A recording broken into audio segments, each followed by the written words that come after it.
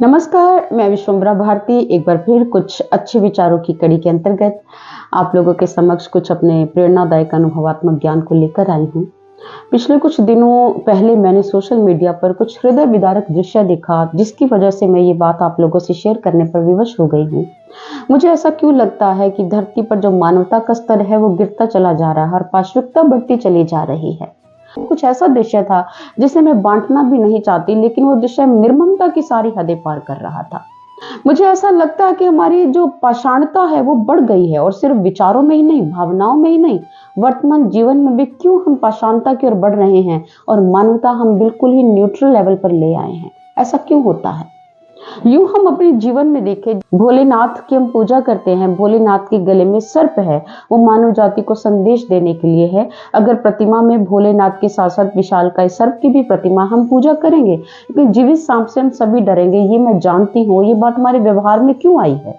क्योंकि हम सांपों से भयभीत है। सांप काट भी सकता है, अपने आप को हर कोई बचाना चाहता है, और मानव तन को बचाना इसलिए जरूरी है ताकि हम इससे उस अलौकिक लक्ष्य को पा ले जिसे पाने के लिए हमें ये शरीर मिला है। समझ आ गई है। लेकिन हम अगर अपने जीवन में देखें, बहुत से लोग हैं जीवित माता पिता की पूजा नहीं करेंगे, लेकिन मृत्यु के बाद जो दीवार पर उनकी तस्वीर टांग देते हैं और श्राद्ध के नाम पर उनकी इतनी अच्छी तरह से सेवा पूजा करेंगे, श्राद्ध करेंगे उनके नाम का। यही भावना, यही श्रद्धा जीवित माता पिता के साथ की होती तो वृद्धाश्रम में आज अनेकों माता पिता अश्रु ना बहा रहे होते। मुझे ऐसा लगता है कि ये मानवता, हमारी ये दया भावना जीवित माता पिता के साथ होनी चाहिए, ना कि सिर्फ जब वो दीवार पे आ जाए और श्राद्ध के नाम पर उनके साथ ऐसा मत करो। मैं किसी परंपरा का विरोध करने नहीं आई हूँ, मैं किसी बात की कट्टरता लेकर भी नहीं आई हूँ। बस मेरा एक सवाल है मानव जाति से। मान लो कोई व्यक्ति शमशान की विदाई पर है, यानी कि वो शैया पर पड़ा है। उस शैया को कंधा देना लोग पुण्य कर्म मानते हैं। आप मार्केट से गुजर रहे हैं, व्यक्ति की लाश को शमशान घाट की ओर ले जाया जा रहा है, तो कोई राह चलता भी कहेगा भाई साहब कंधा देना है। वो कंधा देना पुनीत कर्म समझते हैं। तो यही कंधा किसी गरीब व्यक्ति को जीवित अवस्था में देना पड़ जाए तो हम इस दृश्य को नजरअंदाज करना पसंद करेंगे। कुछ गरीब रिक्शा वाले का हाथ पकड़ना पड़ जाए, गरीब ऑटो वाले का हाथ पकड़ना पड़ जाए, या अपनी ही गली में रहने वाले किसी गरीब को सहारा देना पड़ जाए, तो शायद हम न्यूट्रल हो जाते हैं, हम उस चीज को नजरअंदाज करते हैं। पाषाणता के प्रति हम इतना बढ़ गए हैं, और जो जीवित करुणा सामने हमारे दिखाई दे रही है उसके प्रति हमारी व्यक्तिगत करुणा मौन हो गई। भगवान बुद्ध जब इस धरती पर आए थे तो उनके ज्ञान संदेश को बहुत शीघ्रता से लोगों ने स्वीकार नहीं किया था।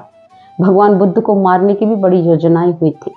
महावीर जब इस धरती पर सत्य का ज्ञान देने के लिए आए थे, उनके ज्ञान को बहुत सहजता से लोगों ने समझ नहीं लिया था, कुछ पत्थर उन पर भी बरसाए गए हैं। जीसस आए थे धरती पर, तो क्या लोगों ने सहजता से जीसस की उस ज्ञान को समझ लिया था जो वो बांटना चाहते थे? नहीं। उस समय हमने उनको बहुत सताया, बहुत तसीहे दिए, बहुत उनको पीड़ित किया, अत्याचार किया।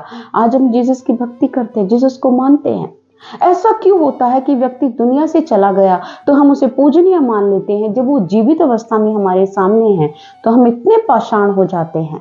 तो ये चीज हमारे मानव समाज के लिए बहुत घातक है।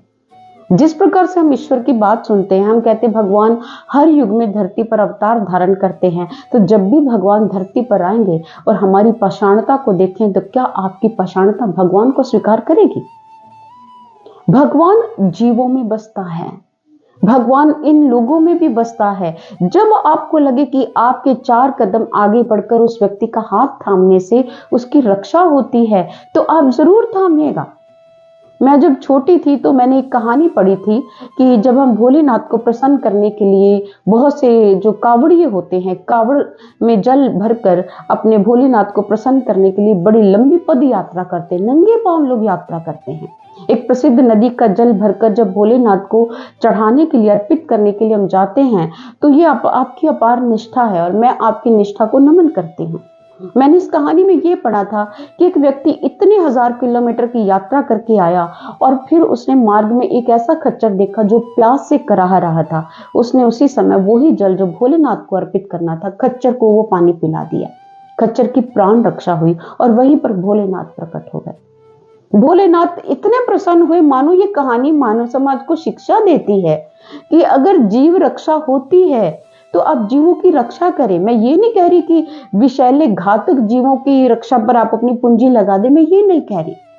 जो मानव समाज जिसके साथ हम चल रहे हैं, जिसके साथ हमारा समाज कार्य व्यवहार कर रहा है, चाहे वो गौ माता है, चाहे वो दूसरी जीव रक्षा है, या केदारनाथ की यात्रा को लेकर खच्चरों की आजकल बात चल रही है कि कई खच्चरों की जान जा रही है, पर सरकार को तो अपना पर्यटन विभाग मजबूत करना है, उसको आमदनी चाहिए, उन चीजों को नजरअंदाज कर रही है।